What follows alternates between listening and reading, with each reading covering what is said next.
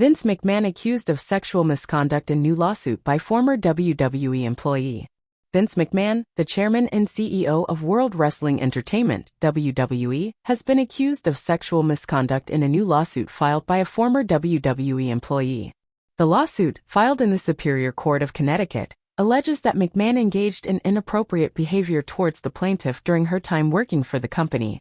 The former employee, who has chosen to remain anonymous, claims that McMahon made unwanted sexual advances towards her and created a hostile work environment.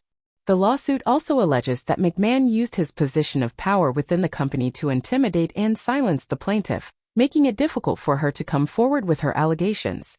This is not the first time that McMahon has been accused of sexual misconduct. In 1992, he was accused of sexual harassment by a former ring announcer, but the case was settled out of court. In recent years, there have been several high-profile cases of sexual harassment and misconduct within the entertainment industry, leading to a greater awareness and demand for accountability. In response to the lawsuit, a spokesperson for WWE stated, "We take these matters very seriously and are looking into the allegations." McMahon himself has not publicly commented on the allegations. The #MeToo movement has brought to light the prevalence of sexual harassment and misconduct in various industries, and the wrestling world is no exception. The lawsuit against McMahon is a stark reminder that no one, regardless of their position or power, is immune to allegations of misconduct. It is important for companies to have clear policies and procedures in place to address allegations of sexual harassment and misconduct. Employees should feel safe and supported when coming forward with their experiences, and those accused should be held accountable for their actions. The outcome of the lawsuit against McMahon remains to be seen, but it serves as a reminder that the fight against sexual harassment and misconduct is far from over. It is crucial for individuals and organizations to continue to prioritize creating safe and respectful work environments for all employees. Only then can we hope to see a meaningful change in the prevalence of sexual misconduct in the workplace. Grant also names as defendants in the lawsuit the WWE and John Laurinaitis, the company's former head of talent relations and general manager. The AP typically does not name accusers in sexual assault cases, but Grant's representative said she wished to go public.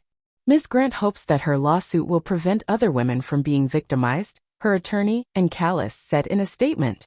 The organization is well aware of Mr. McMahon's history of depraved behavior, and it's time that they take responsibility for the misconduct of its leadership. WWE's parent company, TKO Group, issued a statement saying it is taking the allegations seriously. Mr. McMahon does not control TKO, nor does he oversee the day-to-day operations of WWE, TKO Group said in a statement. While this matter predates our TKO executive team's tenure at the company, we take Ms. Grant's horrific allegations very seriously and are addressing this matter internally. Email and social media messages seeking comment were also left for McMahon and Laurinaitis.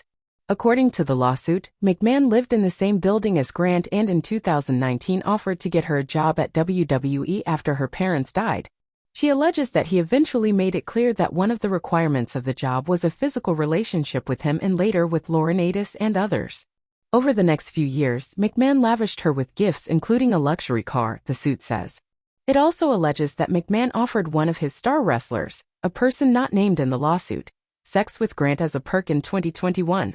WWE benefited financially from the commercial sex act venture orchestrated by McMahon, including by having wrestling talent, such as WWE superstar, sign new contracts with WWE after McMahon presented plaintiff as a sexual commodity for their use, the lawsuit states. Grant is seeking unspecified monetary damages and to have the court void a $3 million non-disclosure agreement, of which she alleges she received only $1 million. McMahon was the leader and most recognizable face at WWE for decades. When he purchased what was then the World Wrestling Federation from his father in 1982, wrestling matches took place at small venues and appeared on local cable channels.